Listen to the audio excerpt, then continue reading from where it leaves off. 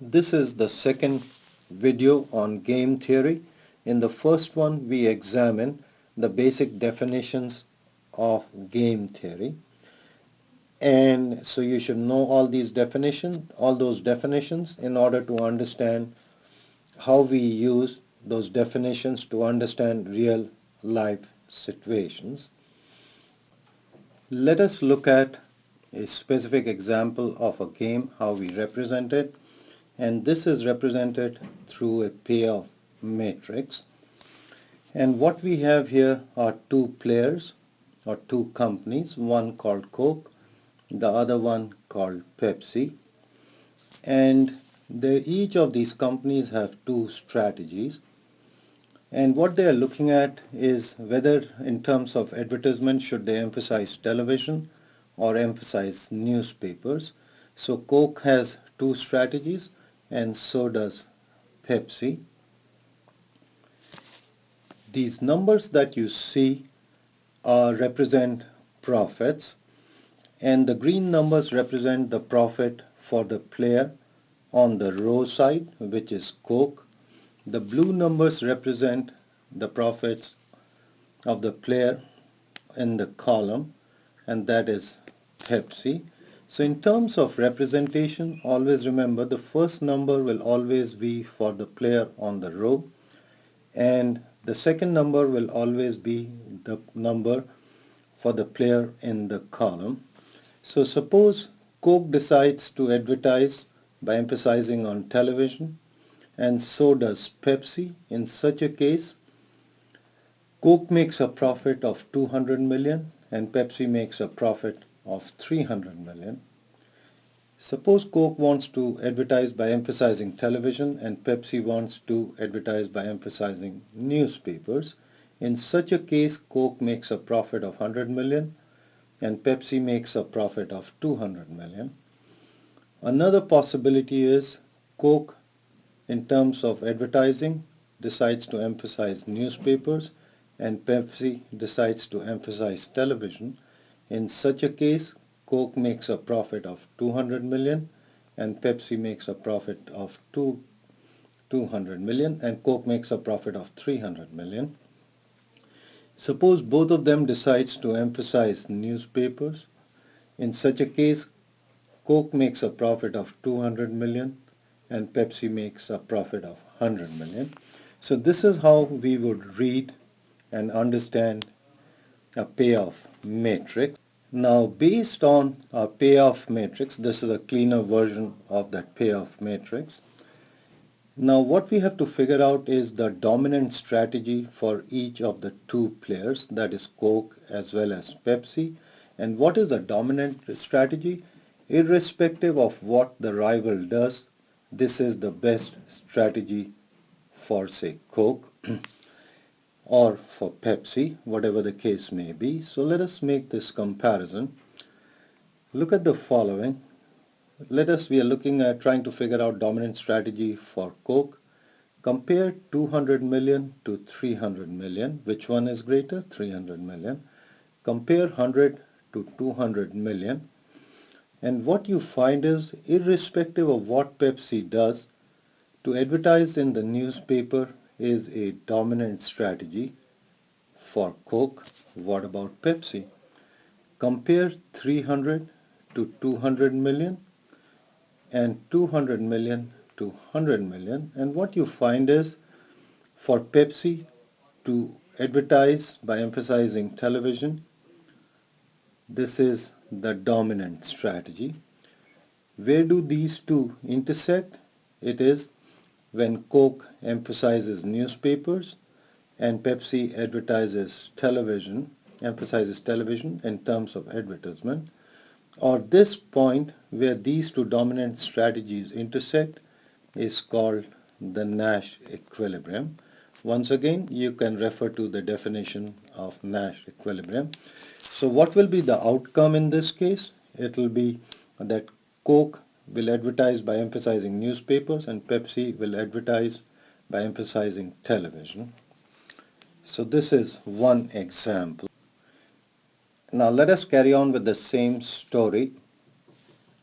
And here what I've done is I've changed some numbers, and we are still trying to figure out dominant strategy for each of the two players as well as Nash equilibrium. So let us figure out the dominant strategy for Coke.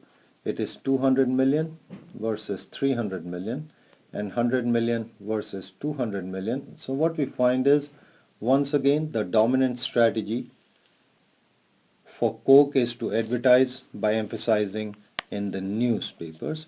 What about Pepsi? It is 300 million versus 200 and 200 versus 300. Or in other words, there is no clear dominant strategy for Pepsi. In such a case, when there is no dominant strategy for Pepsi or one of the two players, in such a case, we will not have a Nash equilibrium. What you should remember about this payoff matrix is what we are looking at is a simultaneous game, and by simultaneous game we mean both players have to decide at the same time. If we were looking at a sequential game where Coke decides first and Pepsi later, then we know the outcome. So remember this is an example of a simultaneous game. Now consider a very popular example in game theory, and this is called prisoner's dilemma. And suppose there are two people who have been caught by the cops, and the cops believe that these guys were alleged in a crime, were involved in a crime. And so let us use the names that cops normally use for alleged criminals, John Doe 1 and John Doe 2. And what the cops do is, as soon as they are nabbed, they are put in different vehicles, and then when they are brought to the prison, they are kept in different cells. So they were not allowed to talk to one another as soon as they were apprehended by the cops. Now once these guys have been put in the cells, prison cells, each of them has two strategies, and we are assuming that they were involved in a crime. One is to confess to the crime. The other strategy is not confess to the crime. These two strategies are available to John Doe 1 as well as John Doe 2. Now both these guys know the payoffs involved, and from their perspective they want to spend the least amount of time in the prison. Now if John Doe 1 confesses and so does John Doe 2, both of them get 10 years of prison time.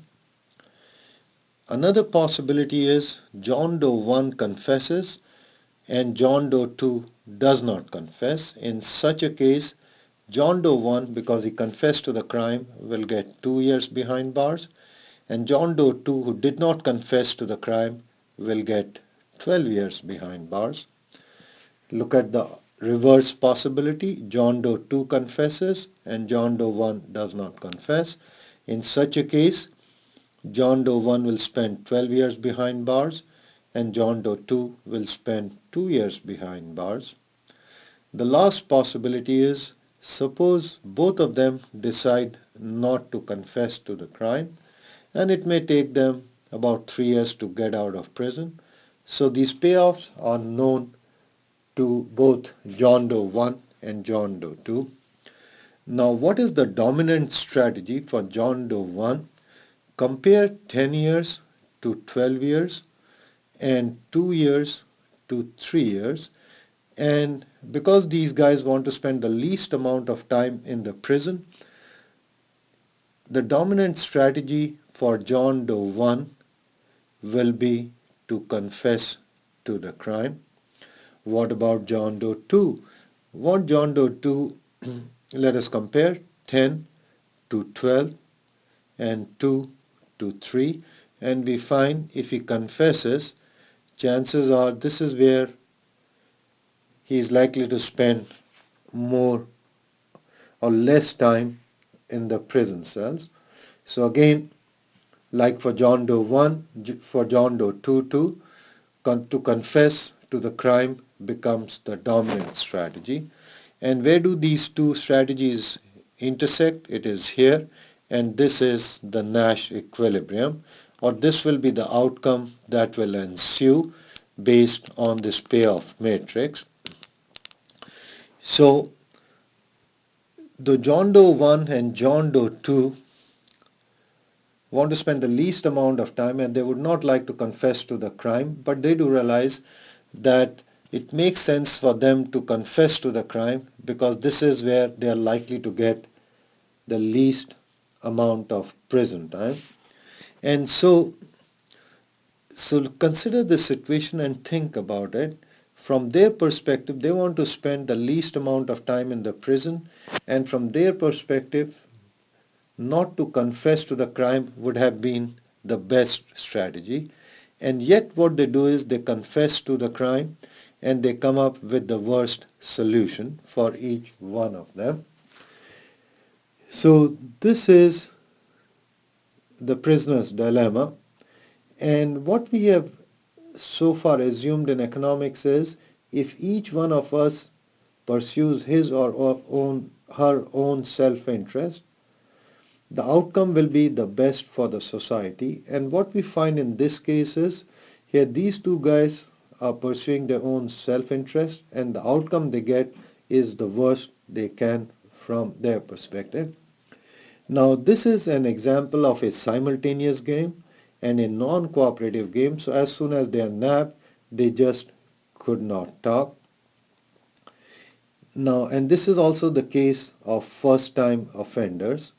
And this is a ploy that has been used by cops for several centuries, and that is as soon as people are caught, somehow ensure that they cannot communicate with one another, and chances are you are likely to get a confession out of each one of them. Now, so this is a simultaneous game and a non-cooperative game. Suppose we were looking at a sequential game. After 10 years behind bars, both of them get out and they're sitting in a bar, say somewhere in Florida or some place like that, and they again want to be involved in some kind of a crime, and this is what they promise each other, that look, if we are caught by the cops, we will simply not confess to the crime, and they swear that they will not do so. So the next time they're involved in a crime, again the cops catch them, and suppose both of them stick to the word and not confess. So in that case, they will get the best possible outcome, and that will be 3 years of prison time. And so if they stick to this, so in case of repeat offenders, and if they have an agreement like this that they will not confess to the crime, it becomes very difficult for cops to get a confession out of them. But look at another possibility. Suppose John Doe 1 is a weakling and John Doe 2 is a tough guy. So in the second time when they are caught by the cops for their involvement in a crime, John Doe 1 confesses to the crime and John Doe 2 does not. He sticks to his word. And so what happens? What happens? John Doe 1 gets 2 years behind bars. And what about John Doe 2? John Doe 2 gets 12 years behind bars. So this is pretty bad from John Doe 2's perspective. Now again, say they get out of the prison, John Doe 2 after 12 years, and of course John Doe 1 got out of prison after 2 years. And they again meet in a bar somewhere else, and again they want to get involved in a crime. And now because John Doe 2 had to face consequences of irresponsible behavior of John Doe 1, what happens? John Doe 2 threatens John Doe 1, and that is if he confesses to the crime, John Doe 1 confesses to the crime, then in that case John Doe 2 will kill him as soon as he gets out of the prison, and it's entirely up to John Doe 1 to take this threat as credible or non-credible. The point I'm making is in sequential games, there are different paths possible, and somehow we have to figure out the optimal outcomes. So this is all about game theory. Thank you for your time.